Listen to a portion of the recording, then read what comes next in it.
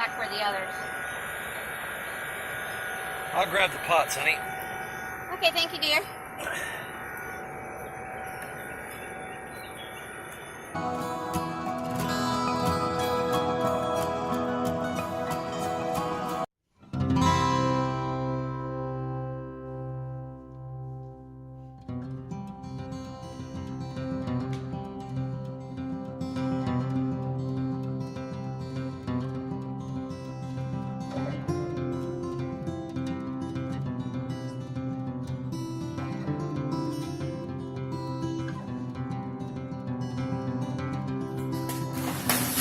The dirt.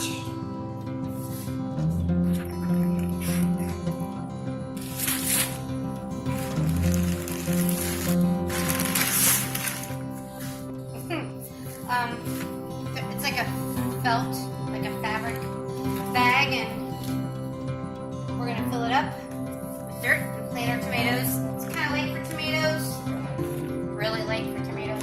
I was told by somebody else who's from Kentucky that she's planning on planting more tomatoes, so my husband wanted to try tomatoes, so give it a whirl. Pray that it works.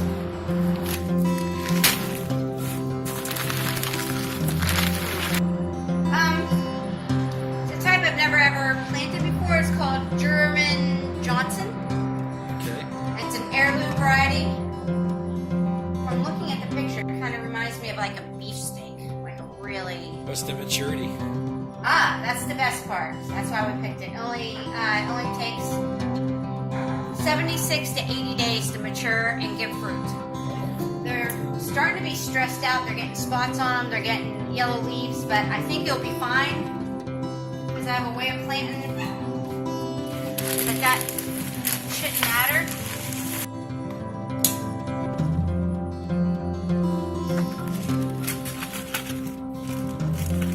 I'm going to make a trench. I'm sure a lot of people know about this way, but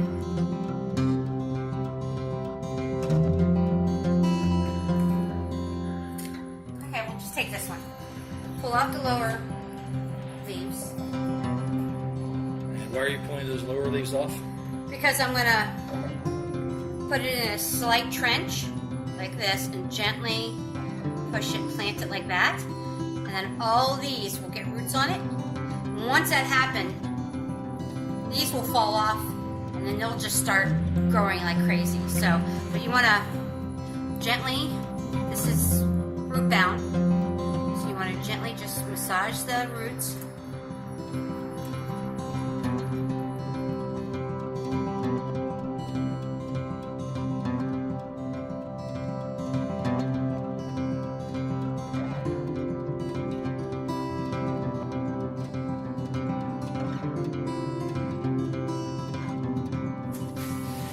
I'm going to put some cow manure in with it and compost, and then put it down deep and a little bit sideways. Yep. Up.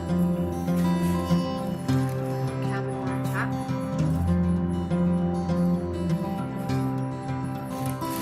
That's number one. So I'm going to add a little more soil to that Okay. so I can cover it up a little higher.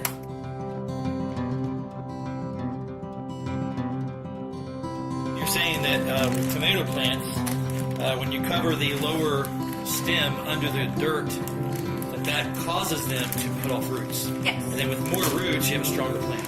Yes. Gotcha. So it should take off, especially if we have enough time. The thing is, I'm from Ohio, and our last frost is always later than down here, and by about 2 to 3 weeks, actually, probably more like 3 weeks.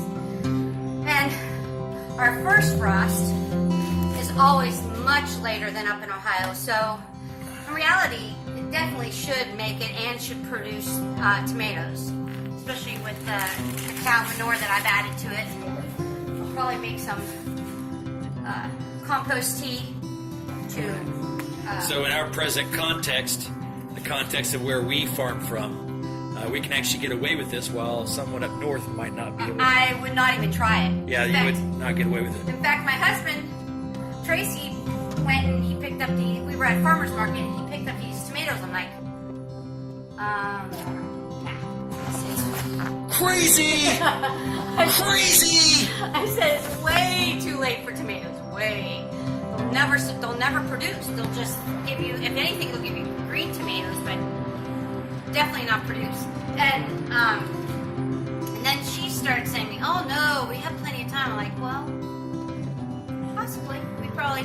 And so we searched through her tomatoes, and these were the shortest days to maturity. All the other ones were to about 100, and The ones that she was selling. yeah, the other varieties were at 80 to 100, 110 days. Right. So they should do fine. So that's one. Done. In the ground. Okay. Where do you want me to put it Let's there? put it right there. I'll carry it over there later. The bag is. Yep. These have, Mid, you gotta do all the heavy lifting. Just let you know. the things we learned about these bags is the roots will grow out to the edge, and then the air, once it hits the air, the natural air, the roots start growing into the bag. The air will prune them so that they'll grow back into them, and there's a lot less chance of them getting root bound.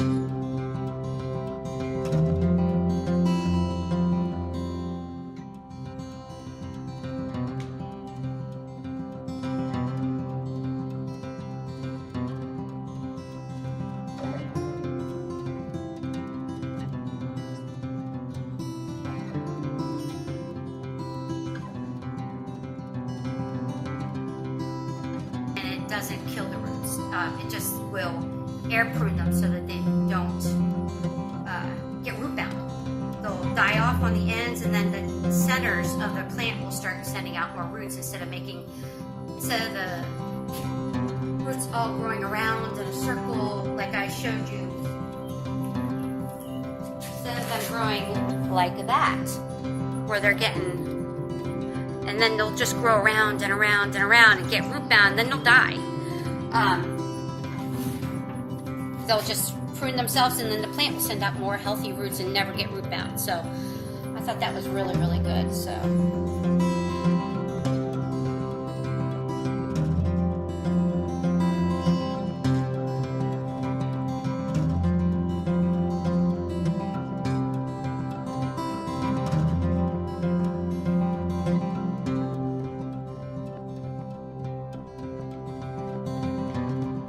Put it down like that.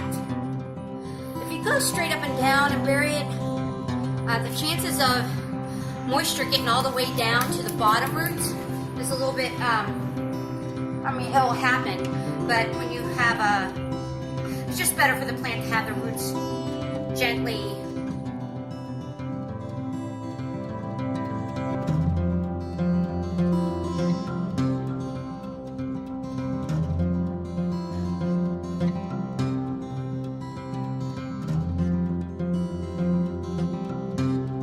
Pretty good organic garden soil.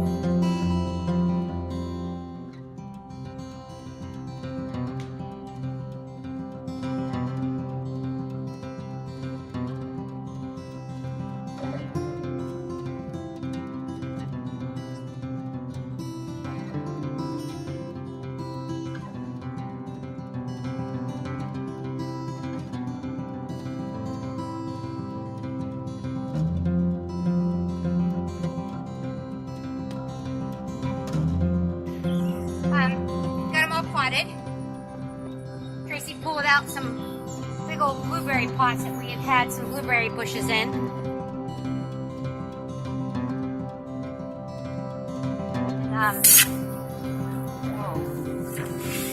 Okay. Whenever you plant something, you gotta water it in. If not, it'll wilt. And nighttime is really the best time to water it in.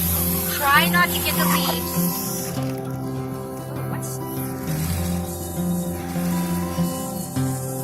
that soap? Well, it's hot water from being in there all day. It was like over 90 degrees today. Oh, wow. It's cool now, though. That's good. It's foamy because of that. Okay, I've never seen that before. You gotta water them in. Because when you're messing with the roots and squishing them all up to loosen them up, you're putting the plant under distress. So it needs just watered in and it'll be fine. And it's best to water in the evening and try not to get it on the leaves, because that's where disease can come from. But try not to water too hard, because you can unbury the plants.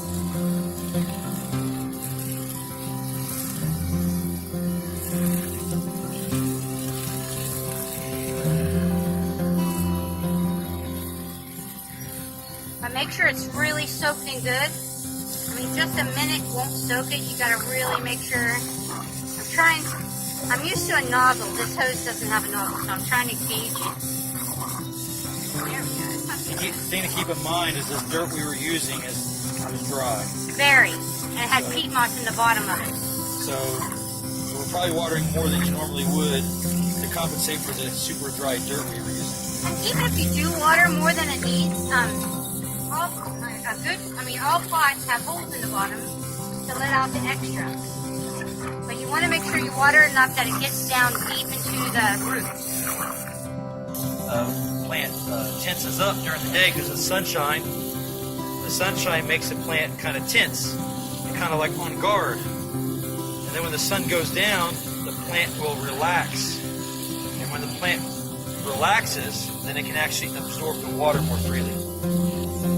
I've rarely lost a plant from transplanting, as long as you're careful with them and don't break off any major roots. And you give them lots of water to get a chance to recuperate. Now I'm talking about perennials too, not just vegetables. I used to have a really large perennial garden, flower garden. I used to do a lot of dividing. You're like hacking at their roots.